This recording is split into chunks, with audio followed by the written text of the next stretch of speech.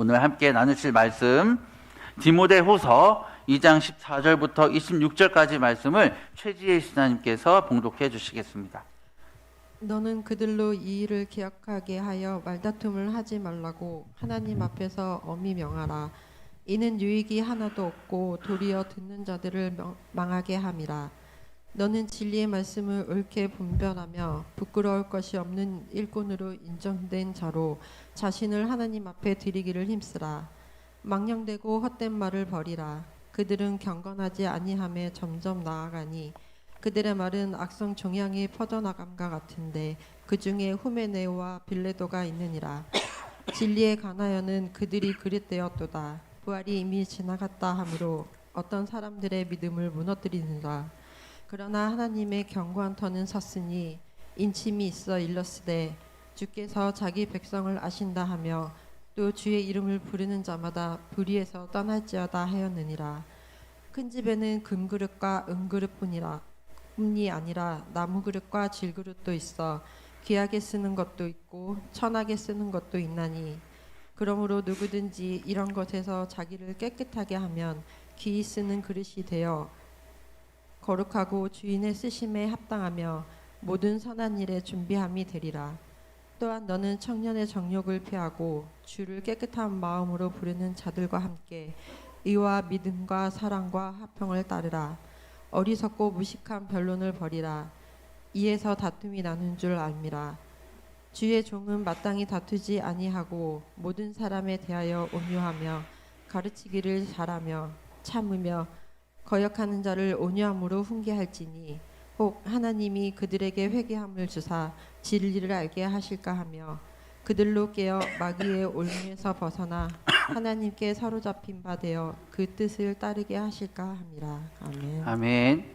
네, 오늘 방금 봉독해 주신 말씀을 가지고 제목을 띄워주세요. 훈련의 과정, 삶의 과정을 이겨내는 믿음이다. 제목을 정해봤습니다. 오늘 바닷가에 한 노인이 내일 같은 시간에 연을 띄웠습니다. 그런데 그 연은 마치 길을 잃은 것처럼 방향을 잃고 막 날아다닌 것 같이 보였고 많은 사람들이 보기에 곧 이 떨어질 것 같은 그런 위기를 느꼈습니다. 그런데 어느 한 소년은 좀 다른 시선으로 그것을 바라보았습니다. 연을 매일마다 날아오르는 연을 보면서 연이 그냥 볼 때는 금방 떨어질 것 같고 불안정해 보이는데 아무리 바람이 세게 불어도 이 연이 떨어지지 않는 것을 발견을 하는 거죠. 그래서 소년은 이 연이 어떻게 이렇게 균형을 잡고 안 떨어지고 날 수 있는가라는 것을 살펴보니까 이 균형이 줄에 있다, 이 줄에 있다는 사실을 깨닫게 됩니다. 줄이 팽팽하게 연결이 되어 있기 때문에 중심을 잡고 하늘에 머물 수 있던 거죠. 그래서 노인은 그런 좋지 않은 날씨 여러 상황 속에서도 항상 변함없이 연을 띄웁니다. 연이 흔들리는 것도 두려워하지 않습니다. 오히려 그런 불안정함이 있지만 환경들이 있지만 그럴지라도 이 줄을 잘 잡고 연을 지탱하고 있으면 이 연이 날아가지 않을 것이다 라는 것을 알고 평안함으로 이 연을 날립니다. 그래서 이것을 볼 때 이 소년의 마음 가운데 이것이 하나의 어떤 메시지로 다가온 거죠. 아무리 세상이 많이 흔들리고 고난이 오고 바람이 거세고 여러 가지 상황이 우리 가운데 닥쳐온다 할지라도 우리를 지탱하니 한 줄 한 가지만 잘 붙들고 있다면 우리는 방향을 잃지 않고 나아갈 수 있다는 것입니다. 그 줄이 저와 여러분에게는 무엇일까요? 우리의 구원자 되시며 우리를 주관해 주시는 우리의 삶의 주인 되시는 바로 예수님이겠죠. 그리고 그 진리의 말씀인 줄로 믿습니다. 그걸 붙들고 나아갈 때에 언제든지 흔들림 없이 나아갈 수 있는 것입니다. 우리의 삶은 어떻게 보면 그 예수님을 온전히 붙잡기 위해서 흔들리지 않기 위해서 항상 준비되어지는 과정이다. 많은 사람들 우리는 어떤 결과들을 기대하죠. 어떤 뭔가 내가 잘 믿고 나가면 언젠가든 뭔가 화려한 어떤 그런 멋진 일들이 일어날 거야. 어떤 결과들을 기대하고 바라보며 나아갑니다. 그런데 우리가 그 결과는 언제 일어날지 알 수 없지만 우리가 기억하며 나아가야 될 것은 그 결과가 있기 위해서는 우리는 이 과정의 시간들을 견고히 지켜 나가야 된다는 거죠. 무슨 과정이냐? 예수님을 온전히 붙잡고 나아가는 그 믿음의 훈련의 삶의 과정이라는 것입니다.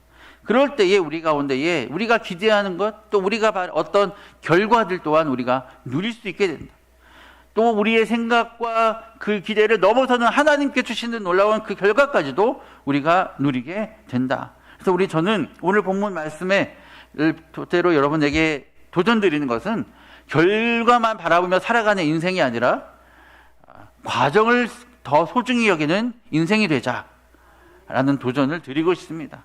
이 시간 또 앞으로 살아가는 모든 순간순간 과정, 그 과정이 또한 하나님 앞에 살아가는 과정이기 때문에 우리는 그 과정 순간순간을 하나님 앞에 충성되며 순종하는 믿음의 훈련의 과정으로 날마다 나아가야 되는 것입니다. 그래서 성경의 많은 내용들도 바로 그런 과정들을 어떻게 보면 얘기하고 있습니다. 그래서 우리의 인생을 성경에서 보면 경기, 경주 뭐 그런 것들, 또 농사 1장에 나오는 2장 초반부에 나오는 얘기입니다. 또 여러 본문에서 경기, 뭐 경주, 달리기 뭐 그런 그런 어떤 것으로 많이 비유를 합니다. 우리가 어떤 운동이든 경기든 경주든 그것들을 잘 하려면 그 규칙을 잘 따르고 열심히 연습하고 그 기술을 개발해야 되죠. 가만히 있는데 어느 날 갑자기 경기를 잘할 수가 없죠. 42.195km의 마라톤을 뛰어야 되는데 맨날 평소에 1분도 못 뛰는 사람이 어느 날 갑자기 내가 마라톤 뛸 거야 한다고 42.195km 뛸 수 있습니까? 절대 불가능합니다. 그거를 위해서 준비하는 과정이 있어야 되는 거죠. 훈련하는 과정이 있어야 됩니다. 그 과정을 이겨내고 버티고 견뎌냈을 때에 42.195라는 이 거리를 뛸 수 있는 기초가 만들어지는 거예요. 어떤 몸이 만들어지는 거예요. 그래서 운동선수들이 자주 하는 말이 이제 그 시즌을 준비하면서 몸을 만든다라고 표현을 합니다. 그 시즌을 뛸 수 있고 경기를 뛸 수 있는 몸을 만든다라고 표현을 해요. 근데 우리도 이 신앙의 이 삶의 축복을 받을 수 있는 몸을 만드는 거예요. 우리의 이 모든 과정은 그 몸을 계속 만들어 나가는 과정인 거예요. 그렇죠? 우리가 축복받을 준비가 되지 않았는데 막 내 마음대로 막 내 생각대로 막 내 고집대로 내 욕심대로 온갖 탐욕을 다 누리고 마음대로 살다가 어느 날 내가 축복받을 거야 이렇게 한다 하면, 물론 하나님께서 은혜 주시고 축복 주신 하나님이시지만 내가 만약에 하나님이라면 기쁨으로 주지는 못하는 내가 믿으니까 준다, 그런 마음이 아닐까요? 라는 생각을 좀 이렇게 해봅니다. 그러면 우리가 날마다 정말 이 운동선수가 열심히 준비하고 밤낮 없이 막 공을 막 튀기고 드리블을 연습하고 체력 준비하고 기술을 갈고 닦고 열심히 준비해서 그렇게 준비해 나갔을 때 그런 준비된 삶을 통해 그 준비를 통해 그것이 좋은 결과를, 또 운동에 있어서 그냥 합당한 결과를 얻을 수 있다는 것입니다. 이것이 바로 또한 저와 여러분의 삶에도 신앙에도 동일하게 적용을 할 수 있는 것입니다.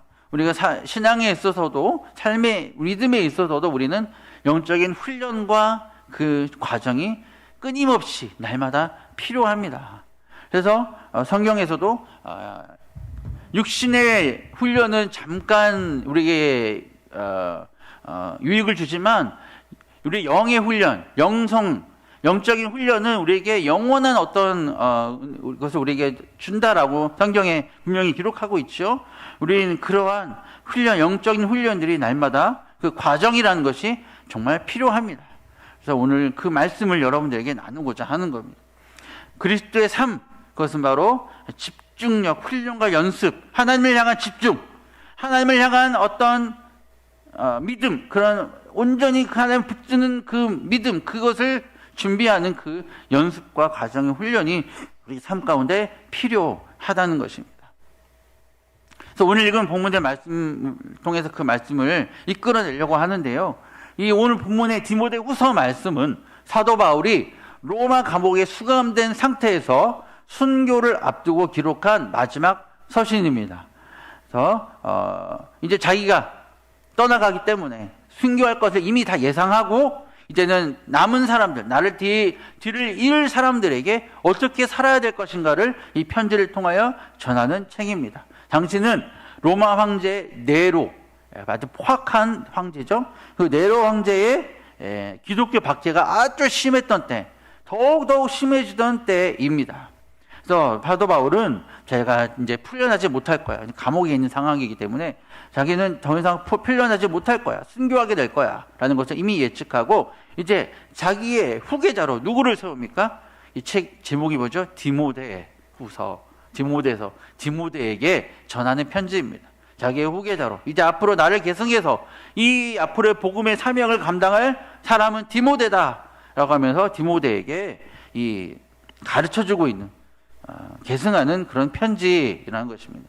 그래서 바울은 그에게 이런 영적인 리더십과 담대함을 잃지 말라라고 권면을 합니다. 특별히 그 당시에는 박해도 있었지만 어떤 일이 있었냐면 거짓 교사들, 이단들이 막 생겨났던 그런 또 시기였습니다. 부활이 이미 이제 부활은 없다, 지나갔다라고 주장하는 그런 이단들도 있었고, 그래서 많은 이단들이 생겨나는 그런 막 사이비들 이단들이 생겨나는 그런, 그래서 막 다툼과 변론이 일어나고, 그래서 오늘 본문에 다툼과 변론이라는 말이 왜 나오냐면 그런 이단들과의 어떤 다툼들이 일어난다는 거야. 당시에 서로 내가 누구 파다 하면서 막 이렇게 싸우고 내가 맞다라고 싸우는 어떤 그러한 진리를 왜곡하는 그런 거짓 교사들이 막 일어나는 거죠. 너희들이 어떻게 이 디모데에게 이와 같은 상황 속에서 너가 어떻게 복음의 순수성을 지키며 사명을 감당해 나아갈 수 있을지를 보여주는 책인 것입니다. 그래서 오늘 읽은 본문 이 내용에서는 이 진리의 말씀을 붙잡고 나아가야 하는 이 디모데에게 어떤 마음가짐으로 사역을 해야 되냐라고 권면을 하냐면요. 오늘 본문의 말씀은 두 단락으로 나눌 수 있습니다. 14절부터 19절까지가 한 단락이고요. 20절부터 26절까지 이 두 단락으로 또 나눌 수가 있습니다. 그래서 첫 번째 단락, 앞서 14절에서 19절의 단락에서 사도 바울이 디모데에게 핵심적으로 말하고 있는 말씀은 15절이라고 할 수가 있습니다. 15절에서 사도 바울은 진리의 말씀을 옳게 분별하며 부끄러울 것이 없는 일꾼으로 인정된 자가 되어 자신을 하나님 앞에 드리기를 힘쓰라 라고 말하고 있습니다. 진리의 말씀을 옳게 분별하려면 어떻게 해야 되겠습니까? 하나님의 말씀을 정확하게 알아야 되는 거예요. 그리고 그 의미를 정확하게 해석할 수 있어야 되고 그것을 왜곡하며 없이 전할 수 있어야 되는 거예요. 왜냐하면 말씀드린 것처럼 당시에 거짓 교사들, 이단들이 있었기 때문에, 일어나고 있었기 때문에, 그래서 디모데에게 말씀을 바르게 가르치는 자로 서라고 이렇게 권면하고 강조하고 있는 것입니다. 그래서 무엇보다도 그 말씀 앞에서 부끄러울 것이 없는 그런 자로, 일꾼으로 말씀을 담대히 전하고 부끄러움 없이 전할 수 있는 그런 자로 서야 한다. 그래서 더 나아가 자신을 그렇게 하려면 하나님 앞에 나를 온전히 드려야 한다 라고 이야기하고 있는 것입니다. 진리의 말씀, 하나님의 말씀을 바르게 다루고 하나님 앞에서 온전히 성실함으로 이 사명을 감당하는 태도, 그 태도가 중요하다는 것입니다. 그렇게 하지 않으면 우리는 망령되고 헛된 말에 휩쓸린다. 16절에 그리고 경건치 않은 삶을 살게 된다. 다툼만 하게 된다. 그렇죠?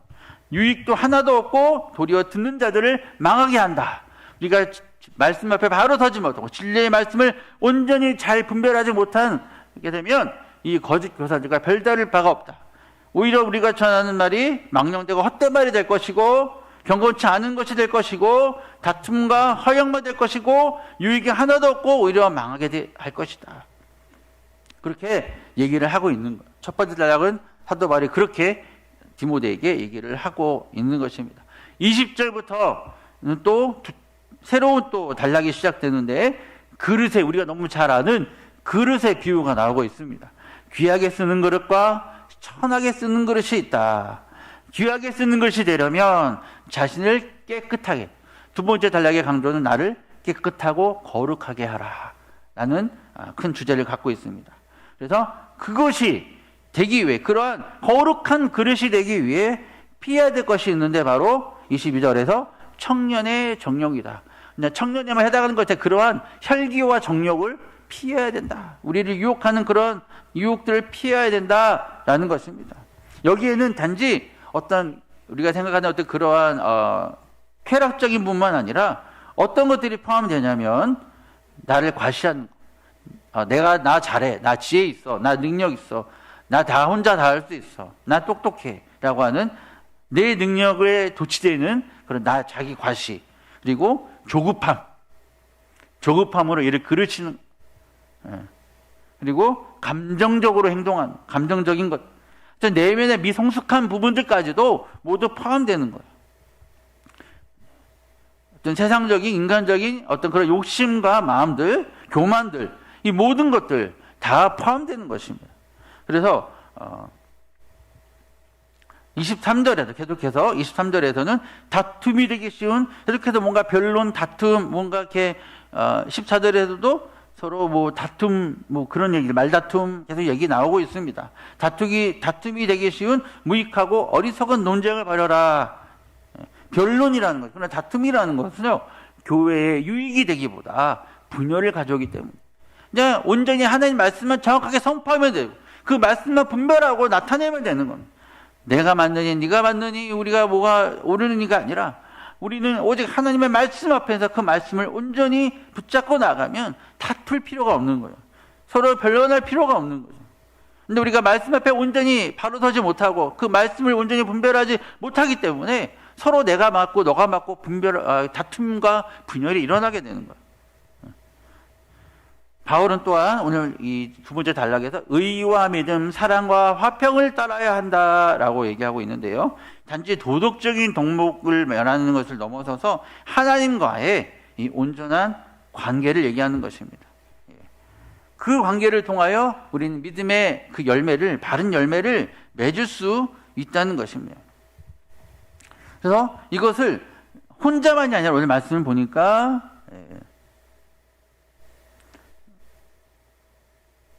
22절에 정년의 정욕을 피하고 주를 깨끗한 마음으로 부르는 자들과 함께 의와 믿음과 사랑과 화평을 따르라 라고 얘기하고 있습니다.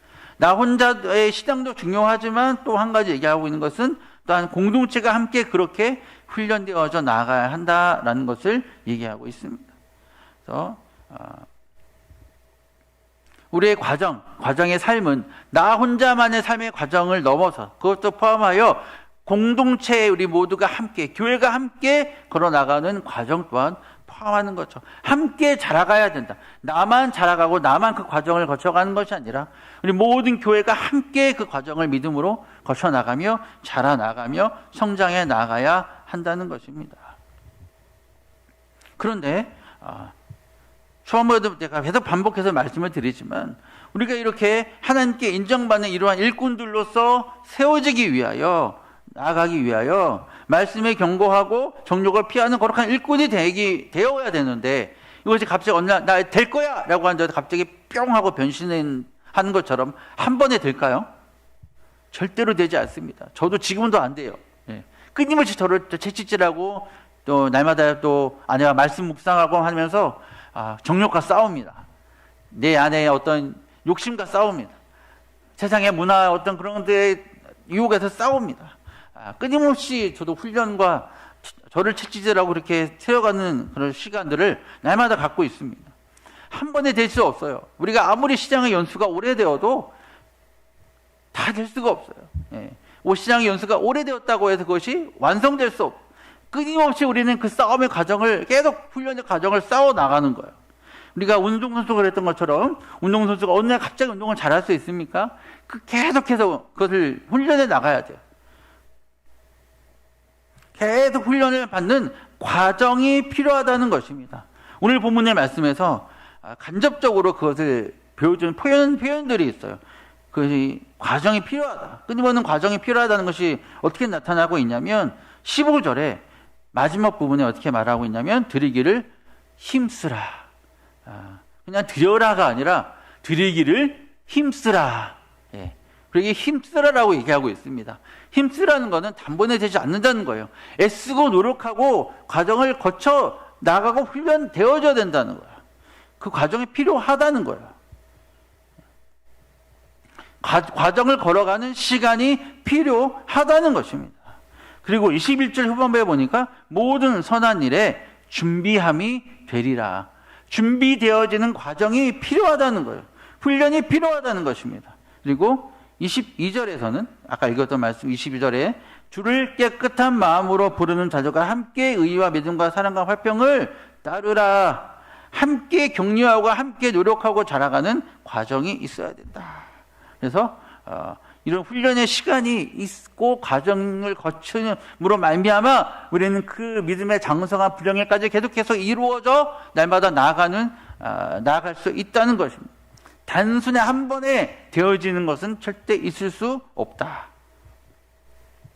그래서 우리가 읽지 않았지만 우리 본문의 2장 5절에서는 그리스도의 삶을 경기로 비유하고 있습니다. 경기하는 자가 법대로 경기하지 아니하면 승리자의 관을 얻지 못한다 라고 하는데, 이것은 2장 5절에 이렇게 말씀하고 있는데, 이것은 경기의 규칙을 잘 알고 그 경기에 필요한 기술과 능력을 습득하고 훈련하고 이렇게 준비가 되어야지만 좋은 경기를 할 수 있다라는 것입니다. 그리고 2장 3절 4절에서는요 바로 우리 또 한 가지 비유가 나오는데 군사로 비유를 합니다. 좋은 군사가 되기 위해서는 자기의 삶에 얽매임이 없이 온전히 훈련과 준비에 집중해야 된다라는 거예요. 3절 4절에 보니까 고난을 받아라. 그리고 자기 삶에 얽매이는 자가 하나도 없게 하라. 그리고 모집한 자를 기쁘게 하는 거예요. 우리가 하나님 앞에 이렇게 훈련되어지고 좋은 군사가 되려면 어떻게 해야 된다? 나의 옛 자아를 버려야 된다. 나를 죽여야 된다. 그리고 온전히 주님 우리를 부르신 그분을 기쁘시게 하는 삶으로 그렇게 목적을 삼고 나가야 된다. 그를 위해서 우리는 준비되어지고 훈련되어지는 군사가 좋은 군사가 되려면 세상의 때를 벗어버리고 그 온전한 그 군사 훈련을 통하여서 준비가 되어야 되듯이 우리의 삶도 그렇게 훈련되어지고 준비되어져서 세상에 어떠한 나의 자아와 죄를 버리고 하나님 앞에 그런 영적인 군사로 날마다 훈련되어지는 과정이 날마다 계속 되어져야 된다라는 의미에서 군사를 비유하고 있습니다. 6절에서는요 농부의 비유를 합니다. 우리 씨를 딱 던져놓고 놔두면 그냥 이게 자랍니까? 물론 그걸 잘하는 경우도 있죠. 막 그 잡초 같은 것들 막 우연히 막 그래 안 좋은 것들은 자랍니다. 그런데 좋은 곡식과 열매를 맺으려면요 어떻게 해야 됩니까? 수고가 필요하죠. 땅을 갈아엎어야 되고 벌레와 병충해 그런 가뭄과 홍수를 막아야 되고 그리고 거기에 많은 거름 주셔야 되고 끊임없이 수고를 해야지만 좋은 곡식을 얻을 수 있다는 것입니다. 끊임없는 뭔가 수고와 일함이 노력이 필요하다는 거예요. 좋은 곡식을 얻기 위해서 농부의 그런 노력이 필요하다는 것입니다. 우리의 삶, 우리의 신앙에도 그러한 열매를 맺기 위하여 그러한 수고와 노력과 훈련이 필요하다. 그래서 농부의 비유를 합니다. 여러 가지 비유가 우리의 과정이 필요하다는 이러한 여러한 비유가 성경에는 이렇게 계속 나오고 있습니다. 우리는 사실 뭔가 좀 빨리 되기를 원하죠. 빨리 뭔가를 이루어지기가 빨리 뭔가 됐으면 마음은 막 조급해서 저도 그렇고 뭔가 결과가 빨리 나왔으면 하는 그런 어떤 우리의 마음의 조급함들이 다 있습니다. 그러나 성경은요 우리에게 항상 얘기하는 것이 인내, 기다림, 견딤, 버티는 것. 항상 성경에서 우리에게 강조하는 것은 그거인 거죠. 그렇죠? 예. 곧바로 되어지는 일 사실 많지 않습니다. 많은 고난과 어려움의 시간들을 견디고 버티고 인내하는 어떤 그런 것들을 우리에게 말씀하고 있습니다. 수고와 헌신, 훈련이라는 과정을 겪게 하신다는 것입니다.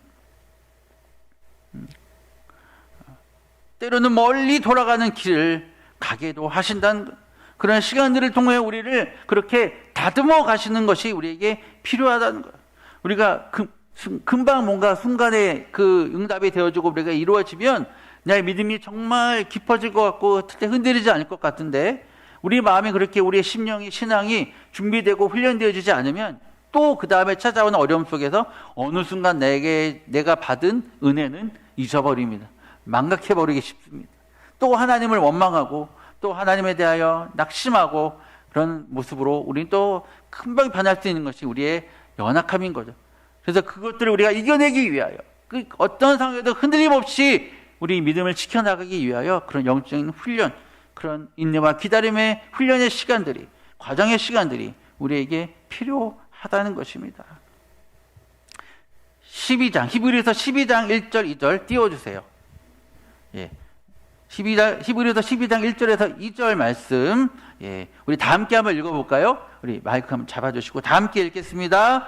이러므로 우리에게 구름같이 둘러싼 허다한 증인들이 있으니 모든 무거운 것과 얽매이기 쉬운 죄를 벗어버리고 인내로써 우리 앞에 당한 경주를 하며 믿음의 주요 또 온전하게 하시는 이인 예수를 바라보자.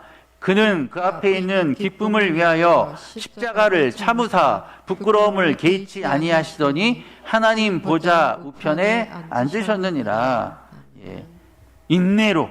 그래서 말하는 것은 어떻게 보좌 우편에 앉으셨느냐고? 어떻게 우리에게 그 영광을 얻게 되냐고 말하고 있습니까? 인내로써 경주를 했다. 그 앞에 있는 기쁨을 위해 우리에게 주어질 그 기쁨을 바라보면서 십자가를 참으시고 인내하심으로 그것들을 극복해내심으로 승리하심으로 우리 예수님께서 하늘 보좌 우편에 앉게 됐다. 우리 또한 바로 인내의 경주를 통하여 그것을 얻게 되는 것 우리에게 말씀하고 있습니다. 빌립보서 3장 12절에서 14절입니다. 내가 이미 얻었다 함도 아니요 온전히 이루었다 함도 아니라 오직 내가 그리스도 예수께 잡힌 바 된 그것을 잡으려고 달려가노라. 형제들아 나는 아직 내가 잡은 줄로 여기지 아니하고 오직 한 일 즉 뒤에 있는 것을 잊어버리고 앞에 있는 것을 잡으려고 표대를 향하여 그리스도 예수 안에서 하나님이 위에서 부르신 부름의 상을 위하여 달려가노라. 우리 인생은 표대를 향하여 우리를 부르신 부름의 상을 위해 달려가는 과정이다 라고 얘기하고 있습니다. 야고보서 1장 4절입니다. 다 함께 읽어볼까요? 너무 중요한 말씀입니다. 다 함께 읽습니다. 인내를 온전히 이루라. 이는 너희로 온전하고 구비하여 조금도 부족함이 없게 하려 함이라. 그렇습니다. 우리가 인내함으로 이 신앙의 과정, 훈련의 과정을 거쳐 끝까지 잘 나아가면 어떻게 된다고요? 온전하게 된다. 그리고 조금도 부족함이 없게 된다는 것입니다. 아멘. 예. 물론 우리가 외적인 물질적인 어떤 부족함이 없는 것도 있을 수 있겠지만 우리가 영적으로 충만해지고 부족함 없게 된다면은 어떤 우리의 고난과 문제가 찾아와도 이겨낼 수 있는 믿음으로서 이겨낼 수 있는 그러한 믿음의 분량으로서 우리가 충만하게 부족함 없게 채워지고 구비가 된다는 것입니다. 우리의 환경과 상황에 흔들림 없는 믿음으로 우리가 자라갈 수 있게 된다는 것입니다. 부족함이 없게 된다는 것입니다. 이것보다 더 큰 선물이 어딨겠습니까? 그래서 성경은 이렇게 우리에게 끊임없는 과정에 대하여 말씀하고 있습니다. 우리가 그 과정을 통해 이루어야 될 것이 무엇일까요? 결국 나아가야 될 방향은 무엇일까요?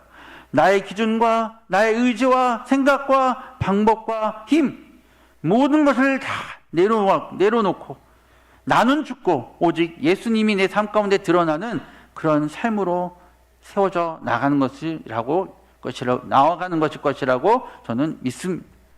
우리가 처음 이 예화에도 말씀드렸듯이 줄이 연을 지탱하듯이 우리의 유일한 줄이요 끝이신 예수님을 전적으로 붙잡고 의지하는 것입니다. 제가 오늘 말씀을 준비하면서 제가 오늘 말씀드린 이 주제에 대해서 막 이렇게 준비를 하다가 그 주제에 대해서 또 설교하시는 한 목사님의 설교를 듣게 됐어요. 정확하게 제가 말하고자 하는 주제와 일치하는 그 말씀을 딱 설교를 하시는데 놀라운 사실은 우리 예수님께서도 바로 그 과정의 시간을 거치셨다라는 그 말씀을 하셨습니다. 그 설교의 포인트, 목사님의 설교의 포인트는 바로 예수님께서 그 과정의 시간을 거치셨다. 예수님께서 공생의 3년의 사역을 하시기 시작하시던 그날 예수님께서 갑자기 나타난 것이 아니에요. 아시겠지만 예수님께서 3년의 공생의 사역을 하시기 위하여 얼마의 시간을 거쳐 오셨습니까? 30년이라는 그 시간의 과정을 거쳐왔다는 거예요. 예수님도 무려 30년이라는 시간을 훈련받으시고 준비하시고 연단받으시는 시간이 있으셨다는 겁니다. 누가복음 2장을 보면 그렇게 나오고 있어요. 예수님께서 어린 시절에 6월절에 부모님과 함께 예루살렘에 올라갔다가 성전에 머물면서 선생들 중에 앉아서 그들에게 듣기도 하고 묻기도 했다라고 누가복음 2장에 말씀하고 있습니다. 어려서부터 말씀으로 선생님과 함께 말씀을 배우고 훈련하며 묵상하며 함께 이렇게 말씀으로 준비되어지는 그런 시간들이 예수님께 있었다는 것입니다. 그리고 2장 52절, 누가복음 2장 52절에 이렇게 말씀하고 있습니다. 다 함께 읽습니다. 예수는 지혜와 키가 자라가며 하나님과 사람에게 더욱 사랑스러워 가시더라. 예수님도 그렇게 훈련되고 준비되고 배우는, 자라가는 과정의 시간을 거치셨다라고 그 설교에서는 그렇게 우리에게 이 포인트, 말하는 포인트는 바로 그것이었습니다. 예수님께서도요, 그냥 단번에 공생의 사역을 시작한 것이 아니라 이러한 훈련의 시간, 자라감의 시간이 과정이 있었다는 것입니다. 과정을 거치셨다는 것입니다. 우리에게 중요한 것은요, 외적으로, 단순히 외적으로 화려해 보이는 결과가 아니라 결과를 떠나 결과가 어떠하든지 나는 매 삶의 순간순간의 그 과정을 하나님 안에서 어떻게 살아나가고 훈련되어져 나가느냐, 준비되어져 나가느냐 하는 것이 정말 중요하다는 사실을 기억하시기 바랍니다. 그 시간에 내가 아무것도 보이지 않을 수 있습니다. 어둠의 시간일 수 있습니다. 터널의 시간일 수 있고요. 고난의 시간일 수 있고 끊임없는 인내와 기다림의 시간일 수 있습니다. 그러나 끝까지 포기하지 않고 그 시간을 걸어 나아간다면 내가 원하는 결과를 넘어서서 혹 내가 원하고 기대했던 결과와 다를지라도 분명한 것은 우리의 기대와 생각보다 더 크게 놀랍게 역사하시는, 넘치도록 역사하시는 하나님을 경험하고 누리게 된다라는 사실입니다. 우리의 삶을 주관하시고 우리의 인생의 방향과 길을 이끄시는 하나님을 우리는 경험하게 될 것이라는 것입니다. 하나님의 뜻하시는 것과 계획에 쓰임받기에 부족함이 없는 일꾼으로 준비되어진 그런 복된 인생이 될 수 있다는 것입니다. 저도 제가 목사가 될 것이라고 전 추호도 0.01%도 생각하지 않았습니다. 예. 나는 절대 이 길을 안 갈 거야. 난 도망다녔어요. 근데 하나님은 저를 이 길로 이끄셨습니다. 제가 생각했고 기대했던 길과 전혀 다른 반대의 길로 저를 이끄셨어요. 그러나 저는 이 길을 온 것에 대해서, 이렇게 온 것에, 끝까지 지금까지 온 것에 대해서 결코 낙심치 않고 하나님께 원망치 않습니다. 왜냐하면 하나님은 나를 너무 사랑하셔서 나에게 가장 좋은 길로, 내가 생각한 것보다, 기대했던 것보다 더 좋은 길로 나를 이끄시고 계심을 저는 믿기 때문입니다. 저 여러분들도 동일한 고백과 믿음으로 날마다 이렇게 나아갈 수 있으시기를 소망합니다. 마지막으로요, 한 가지만 얘기를 더 드리고 마무리하고자 합니다. 여러분 그 스포츠를 좋아하시는 분들은 아시겠지만 세계적으로 유명한 우리나라의 세계 1위 여자 배구 선수 하면 누굽니까? 이름이 바로 안 나오네요. 김연경 있죠. 김연경. 우리 김연경 선수가 뭐 예수를 믿는 사람은 그런 건 아닌 것 같아요. 근데 이 자라온 과정을 이제 인터넷에서 우리 보게 됐는데, 와, 제가 그 믿지 않은 사람에도 불구하고 정말 도전이 되더라고요. 정말 저렇게 했으니까 이런 실력, 이런 선수가 될 수 있었구나 라는 것들을 알게 되었는데요. 제가 어려서부터 배구를 되게 좋아했어요. 어린 날 때부터. 그래서 꼬맹이 때부터 TV에서 배구를 나오면 다 챙겨보고 지금도 시간이 되는 대로 보는데요. 이 김연경 선수가 지금 이제 은퇴를 해서 제가 이제 신인 때부터 봤거든요. 신인 딱 들어왔을 때 이런 선수가 있구나를 봤는데 은퇴를 또 보게 되네요. 은퇴하는 때가 오네요. 그래서 은퇴를 해서 신임 감독으로 지금 방송에 또 출연하고 있습니다. 근데 김연경 선수가 처음부터 잘하는 선수가 아니었어요. 굉장히 키가 작았대요. 처음 시작할 때 지금 키가 192cm예요. 근데 처음 배구를 시작할 때는 키가 148cm였대요. 배구를 할 수 없는 키인 거예요. 그냥 배구를 먼저 했을 때 언니를 따라갔다가 이제 배구를 하게 된 건데, 재밌어서. 근데 키가 너무 작으니까 이 기회가 주어지지 않는 거예요. 너무 체격이 왜소하니까 경기에 투입되는 길이 거의 없는 거예요. 거의 벤치에 앉아 있는 상황이 된 거죠. 그런데 이 김연경 선수가 처음에는 그것 때문에 내가 배구를 계속 할 수 있을까 하면서 포기를 하려는 마음도 처음에 있었는데, 생각을 바꾸고 포기하지 않고 내가 지금 할 수 없는 것에 대해서는 더 이상 생각하지 말고 내 위치에서 내가 할 수 있는 것을 최선을 다해보자 라고 생각을 바꾸게 되었다고 합니다.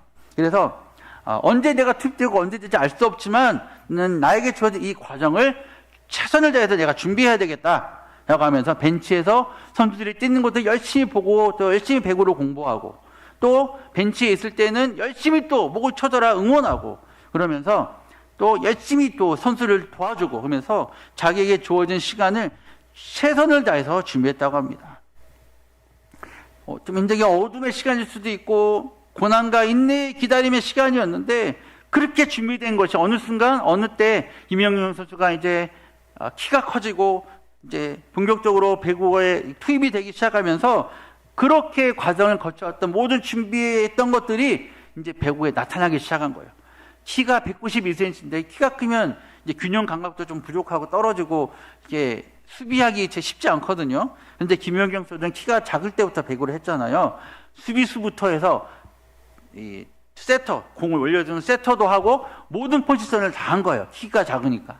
그래서 그것을 잘 준비했을 때에 김연경 선수가 나중에 키가 커지고 우리나라 대표 선수가 되었을 때에도 어느 선수보다도 수비를 잘하고요. 전문 수비수보다도 수비를 더 잘하고요. 토스도 하고요. 예. 공격은 뭐 말할 것도 없고요. 그래서 세계적인 선수가 될 수 있었던 것입니다. 언제 기회가 주어질지 알 수 없지만 보이지 않지만 주어진 시간에 그 기회를 최선을 다해서 준비하고 훈련했을 때에 그 모든 것들이 이 김영경 선수를 세계적인 선수로 만들었던 거죠. 언제 있지 알 수 없지만 우리도 시장도 마찬가지입니다. 언제가 어떻게 우리에게 나타날지 알 수 없지만 우리는 주어진 이 시간들을 날마다 묵묵히 최선을 다해서 믿음의 경주를 해 나가는 것입니다. 그럴 때에 하나님께서 예비하신 그때에 하나님 앞에 사람 앞에 인정받고 또한 복을 누리는 그런 믿음의 사람으로 온전히 서게 되실 것입니다. 넘치는 하나님의 그 복과 은혜들을 또 누리게 되실 것입니다. 오늘 이 말씀을 기억하시면서 이제 주어진 삶의 모든 과정을 하루하루 충성되이 최선을 다해서 준비하며 나아가실 수 있는 저와 여러분들 모두가 되시기를 소망합니다. 기도하고 마치겠습니다. 좋으신 하나님 감사합니다. 아버지 하나님 오늘 이 말씀을 기억하며 나아갑니다. 주 앞에 최선을 다해 준비하는 믿음의 사람이 되게 하여 주옵소서. 주어진 시간들 보이지 않지만 어떻게 될지 앞으로가 알 수 없지만 내게 주어진 이 시간을 충성되이 하루하루 헛되이 보내지 않고 최선을 다해 순종하며 걸어갈 수 있는 그런 믿음의 사람으로 나를 세워주시고 내가 그렇게 하며 기뻐하시는 그러한 스식에 합당한 일꾼으로 날마다 잘 준비될 수 있도록 이 인내와 훈련의 시간들을 과정을 잘 거쳐나갈 수 있도록 주님 도와주옵소서. 감사를 드리며 예수님의 이름으로 기도드립니다. 아멘.